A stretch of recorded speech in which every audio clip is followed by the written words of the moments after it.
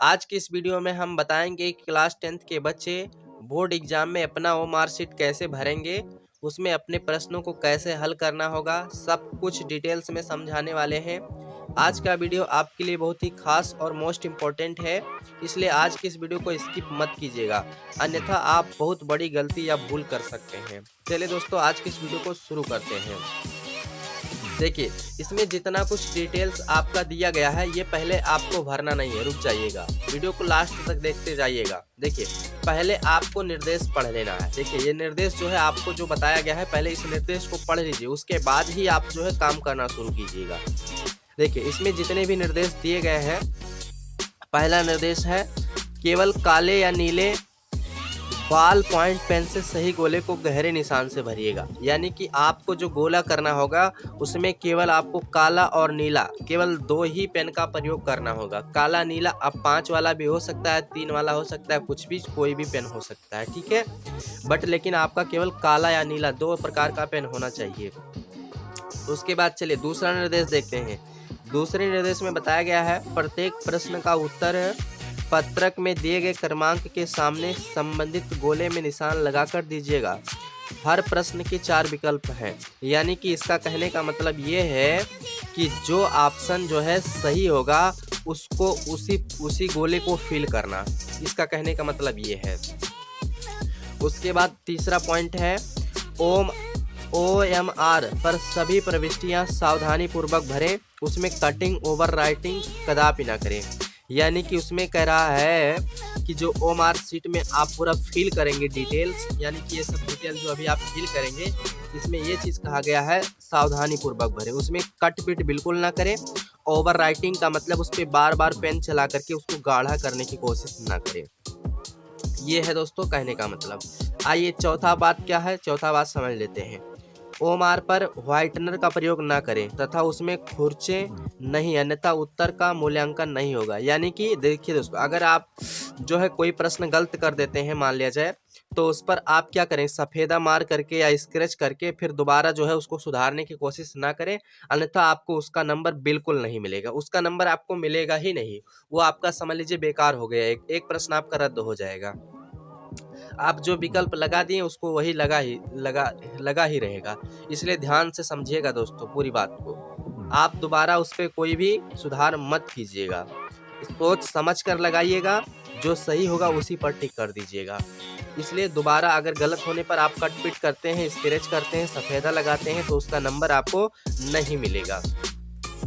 चलिए पांचवी बात है दोस्तों, प्रत्येक प्रश्न का उत्तर केवल एक ही पूरे गोले में गहरा तथा पूरा निशान लगाकर दीजिएगा। यानी कि जो गोला कहा गया है प्रश्न में, जो इसमें जो गोला दिया गया है, कह रहा है इसको पूरा फिल करना होगा, ठीक है, यानी पूर्ण रूप से उसको काला कर देना होगा। उसके बाद चलिए छठवां पॉइंट है, उत्तर के लिए दिए गए सही गोले में निशान लगाएं, उत्तर पत्रक पर अन्य कहीं कोई निशान न लगाएं। यानी कह रहा है कि केवल आप अपने उत्तर वाले पे ही निशान लगाएं, अन्यथा और किसी ऑप्शन पर मत टिक कीजिएगा। उसके बाद चलिए आगे सातवां पॉइंट इसमें बताया गया है प्रश्न पत्र मार्का सीरीज के अंतर्गत प्रश्न पत्र ऊपर अंकित प्रश्न पत्र संख्या के साथ ब्रैकेट में अंकित उसका मार्का सीरीज जो अंग्रेजी में 2 बड़े अक्षरों में ABWB यानी कि WX BZ आदि की भांति अंकित होगा, उसे पूर्ण शुद्धता के साथ ओएमआर उत्तर पत्रक पर यथास्थान अंकित करना होगा तथा उसे संबंधित गोले को भरना होगा। यानी मैं अब आपको बता देना चाहता हूँ, देखिए ये जो पेपर कोड आपका दिया होता है इसको भरने की बात कह रहा है। यानी इसको ओएमआर शीट पे जब भरना होगा तो इसका कह रहा है इसको अच्छे से भरना, यानी इसमें कोई गलती मत करना इसको भरते वक्त। अभी मैं आपको बताऊंगा कैसे ये चीज़ कहाँ कहाँ भरना होगा, आगे आप वीडियो को देखिएगा। उसके बाद 8वां पॉइंट है कक्ष निरीक्षक का उत्तरदायित्व होगा कि वह अपने सम्मुख ही प्रश्न पत्र का मार्का सीरीज तथा चित्रकला संगीत वादन विषय में प्रश्न पत्र का भाग 1 अथवा भाग 2 अंकित कराएं, जिससे परीक्षार्थी द्वारा हल किया जाए। यानी कि इसका मतलब ये है कि जो है इनका कहने का मतलब है कि कक्ष निरीक्षक जो है अपने बच्चों को समझा करके पूरा डिटेल्स बता सकते हैं। उसके बाद 9वां पॉइंट है कतिपय प्रश्न पत्रों में उसके मार्का सीरीज का उल्लेख नहीं है, अतएव प्रकार के प्रश्न पत्रों के संबंध में ओमार उत्तर पत्रक पर प्रश्न पत्र मार्का सीरीज में कुछ भी अंकित नहीं करना है। यानी कह रहा है प्रश्न पत्र में, यानी इस पर आपको कुछ भी नहीं लिखना उखना होगा। ये जो प्रश्न पत्र है आपका, इस पे कुछ भी नहीं लिखना होगा। इसमें केवल आपको अपना रोल नंबर लिखना होगा और अपना नाम लिखना होगा, बस। इसके अलावा आप इस पर कुछ भी मत कीजिएगा। ये चीज़ आपको बताया गया है। अब आइए दोस्तों, आपको इसे फील कैसे करना है, तो चलिए शुरू करते हैं दोस्तों आज की इस वीडियो को। देखिए, सबसे पहला आपका जिला कोड है, ठीक है। तो जिला कोड दोस्तों, अब आपको मान लिया जाए, सोचेंगे कि जिला कोड हमें पता नहीं होता है तो कहाँ से हमको मिलेगा। तो दोस्तों, जिला कोड आपके जो है एडमिट कार्ड पर दिया रहेगा। यहाँ पर ये जो आपका एडमिट कार्ड है ना, देख रहे हैं ना, एडमिट कार्ड।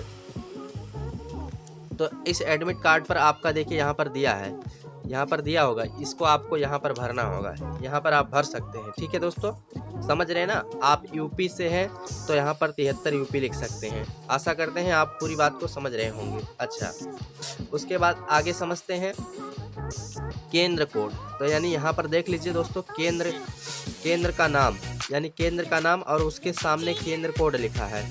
तो इस केंद्र कोड को यहाँ पर भर देना होगा, ठीक है। देख लीजिए, केंद्र के आगे जो है केंद्र कोड, यहाँ पर केंद्र के नाम के आगे केंद्र कोड लिखा होता है, ठीक है। तो वहाँ पर आप उसको फिल कर लीजिएगा, ठीक है दोस्तों। तो यहाँ पर आपको ये चीज़ भरना होगा, जो आपके प्रवेश पत्र पर केंद्र कोड दिया होगा, इसमें आपको इसको भरना होगा। उसके बाद आगे बढ़ते हैं दोस्तों। आगे हमारा अनुक्रमांक, यानी ये रूल नंबर, तो इसमें अनगिनत ऐसे भरा गया है अंदाज में। अब आपको अपना रूल नंबर यहाँ पर दिया होगा, अनुक्रमांक यानी रूल नंबर, तो इसको आप यहाँ पर फिल करेंगे दोस्तों। उसके बाद विषय कोड नाम। तो विषय कोड नाम, जब आपको जो प्रश्न पत्र मिलेगा वहाँ पर देखिए विषय कोड नाम यहाँ पर ये लिखा है, ये है कोड। तो इस कोड को यहाँ पर आप भरेंगे, और जो सब्जेक्ट रहेगा, जैसे यहाँ पर ये विज्ञान है तो विज्ञान लिख देंगे, हिंदी है तो हिंदी लिख देंगे। इस तरह से 931, 901 जो भी यहाँ पर होगा, इसको आप इसमें भरेंगे। जो सब्जेक्ट होगा उसको भी साइड में लिख दीजिएगा।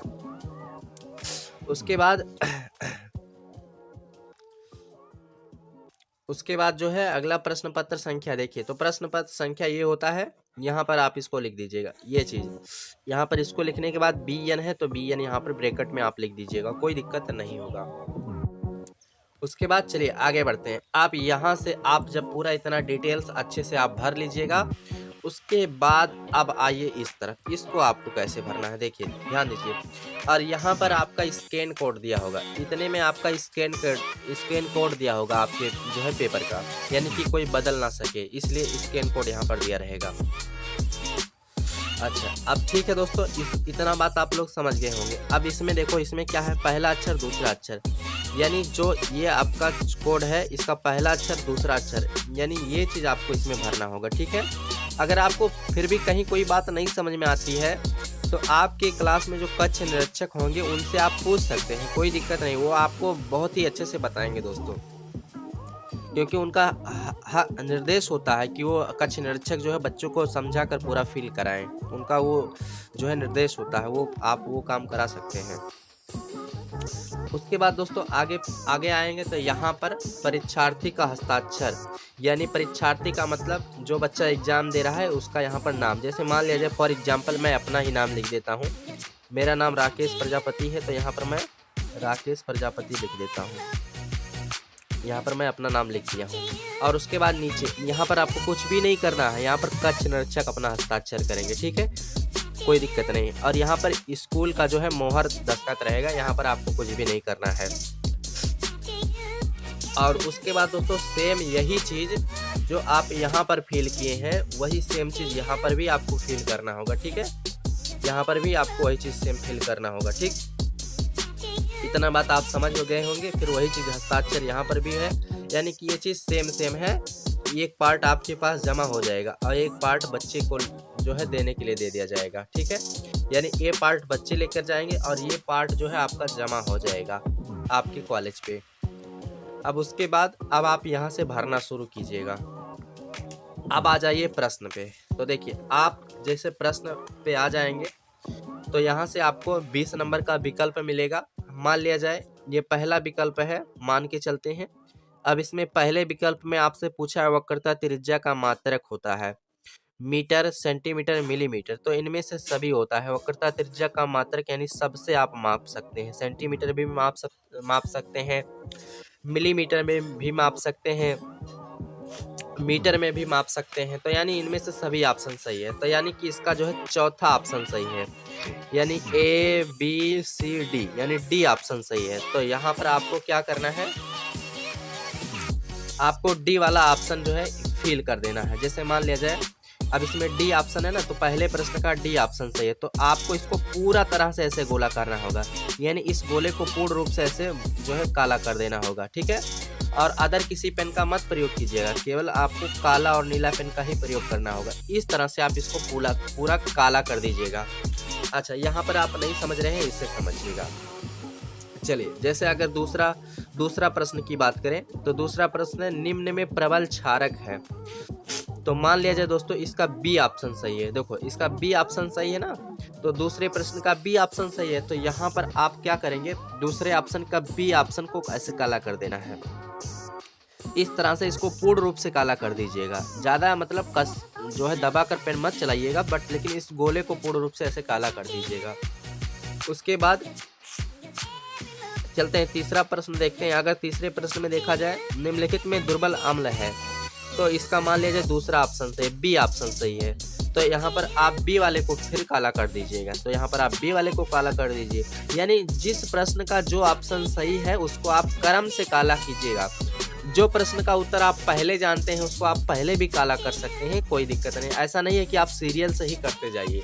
जो प्रश्न का उत्तर आपको याद है पहले से, तो आप उस प्रश्न की संख्या को क्रमांक का विकल्प ऑप्शन देख करके आप उसको पहले भी काला कर सकते हो। ऐसा नहीं है कि आपको सीरियल से पूरा करते जाना है, ऐसा कुछ भी नहीं है। जो आप जानते हैं उसको आप पहले से काला कर सकते हो। अब उसके बाद मान लिया जाए हमें चौथे प्रश्न का ऑप्शन देखना है। तो चौथे प्रश्न का भी मान लिया जाए बी ऑप्शन सही है। तो चौथे प्रश्न का बी ऑप्शन सही है, देख लीजिए यहाँ पर। तो अब हम बी वाले को फिर काला कर देंगे, यानी कि अब हमें लगातार मिल रहा है, तो उससे कोई दिक्कत नहीं है, उससे आप जरा सा भी टेंशन मत लीजिए। अच्छा, अब उसके बाद पांचवें ऑप्शन में देखते हैं। पांचवें ऑप्शन का कौन सा विकल्प सही है, तो पांचवें ऑप्शन का सी विकल्प सही है। तो अब हम क्या करेंगे, पांचवें ऑप्शन के सी वाले को काला कर देंगे इस तरह से। पांचवें ऑप्शन को सी वाले को इस तरह से काला कर देंगे। उसके बाद दोस्तों छठवां प्रश्न देखते हैं। क्षारीय विलयन का पीएच मान होता है, तो 7 से अधिक, यानी इसका डी ऑप्शन सही है। तो अब हम छठवें का डी वाला ऑप्शन काला कर देंगे, यानी जिस प्रश्न का जो ऑप्शन सही है उसी को आप काला कीजिएगा। और अगर मान लीजिए कोई ऑप्शन अगर आप गलत काला कर देते हैं तो उस पर आप सफ़ेदा मार करके या फिर स्क्रैच करके दोबारा कोई दूसरा ऑप्शन फिल करने की मत कोशिश कीजिएगा, अन्यथा आपको उसका नंबर नहीं मिलेगा। अच्छा, उसके बाद आगे बढ़ते हैं। अगर मान लीजिए सातवें प्रश्न पे आते हैं। सातवें वाले का डी ऑप्शन सही है, देखो यहाँ पर। तो अब हम सातवें वाले ऑप्शन का डी ऑप्शन इस तरह से काला कर देंगे, इस तरह से इसको काला कर देते हैं, ठीक है दोस्तों। उसके बाद आठवें प्रश्न पे आते हैं। तो मान लीजिए आठवें प्रश्न का जो है ये ऑप्शन सही है, तो यहाँ पर हम आठवें प्रश्न का ये ऑप्शन सही है, तो आठवें वाले का ये काला कर देते हैं। इस प्रकार से दोस्तों आपको काला करना होगा। अब मान लिया जाए नवे प्रश्न ले लेते हैं। नवा प्रश्न का बी ऑप्शन सही है, तो नवा प्रश्न का बी ऑप्शन सही है, तो हम बी वाले को काला कर देते हैं इस प्रकार से। उसके बाद 10वें ऑप्शन को ले लेते हैं।